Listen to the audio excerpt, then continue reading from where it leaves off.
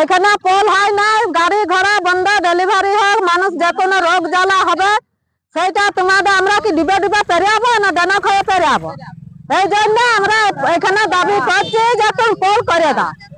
যে ওই জয়পন্ডার নদী না, আচ্ছা, আর এইভাবে যে কষ্ট হচ্ছে বাইক নিয়ে পেরোতে, মানে এটা বালির মধ্যে যখনই যাচ্ছি স্লিপ হয়ে পড়ে যাওয়ার বেশি চান্স আছে, মানে দুর্ঘটনাও ঘটছে। হ্যাঁ, এই নদীর উপর দিয়ে প্রায় 25-30টা গ্রামের মানুষ পারাপার করে। প্রতি 2000-3000 লোক এই রাস্তা দিয়ে পারাপার করে।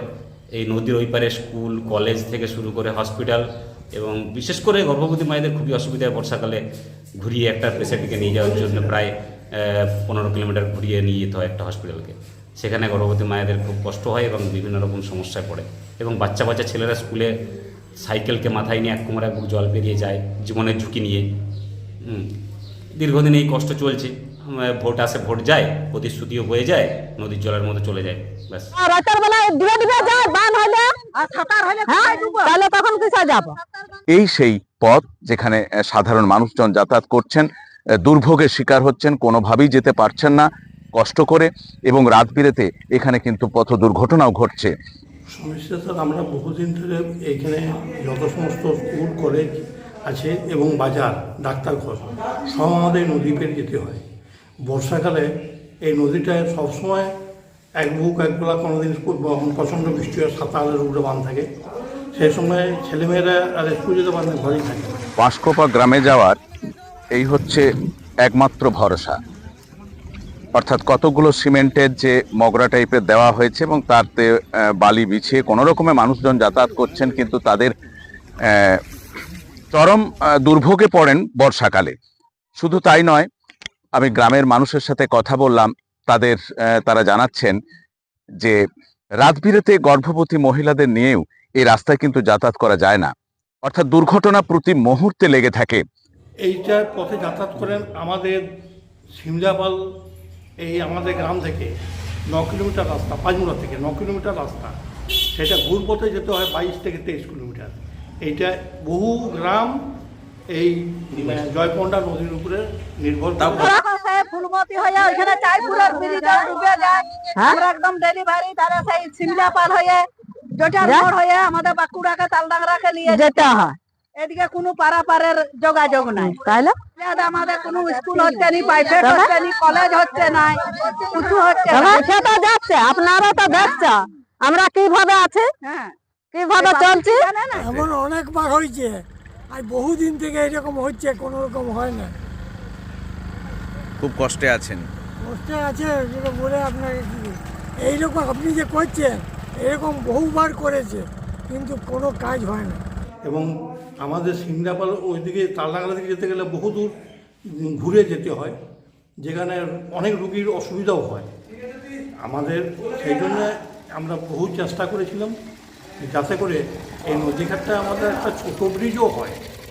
তারা একাধিকবার প্রশাসনিক আধিকারিকদের দ্বারস্থ হয়েছেন।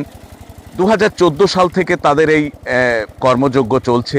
2026 আজ পর্যন্ত কোনো রকম কোনো প্রশাসনিক উদ্যোগ নেওয়া হয়নি বলেই তারা জানাচ্ছেন। বারবার সংবাদ মাধ্যমের প্রতিনিধিরাও এসে এখানে খবর করেছেন, কিন্তু তাতেও কোনো ফল হয়নি। আজ আমরা সেই জয়পন্ডা নদীর যে এখানের একটি অস্থায়ীভাবে যাতায়াতের পথ, সেখানে আমরা দাঁড়িয়ে আছি। যখন জল সাইকেল আমাদের বেড়াতে হচ্ছে, এবার সাইকেলও সে কাঁধে করে তুলে নিয়ে যেতে হচ্ছে, আমরা পেরিয়াতে পারছি না, অসুবিধা হচ্ছে। আর নাহলে এখানে রাস্তায় তো নাই, এদিকে ঘুরপথে হলে অনেকটা ঘুরতে হয়, অনেক ঘুরতে হবে।